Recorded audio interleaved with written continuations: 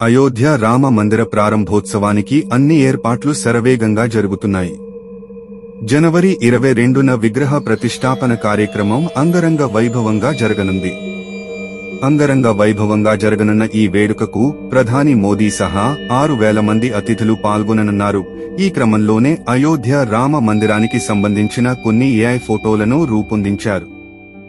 26 ఏళ్ల తర్వాత అయోధ్య ఎలా ఉండనుందన్న ఆలోచనతో ఈ ఫోటోలను రూపొందించారు. మారుతోన్న టెక్నాలజీకి ఆధారంగా వచ్చే 26 ఏళ్లలో ఎయిర్ టాక్సీలు అందుబాటులోకి వస్తున్న తరుణంలో భక్తులు అయోధ్య రామ మందిర దర్శనానికి ఇలాంటి టాక్సీల్లోనే వస్తారన్న కాన్సెప్ట్ తో ఈ ఏఐ ఫోటోలను డిజైన్ చేశారు. ఇక మరో 26 ఏళ్లలో రోబోలకు హ్యూమన్ ఎమోషన్స్ వస్తాయన్న కాన్సెప్ట్ తో ఈ ఏఐ ఫోటోలను డిజైన్ చేశారు. వీటిలో రోబోలు ధ్యానం చేస్తున్నట్లున్న ఫోటోలను రూపొందించారు.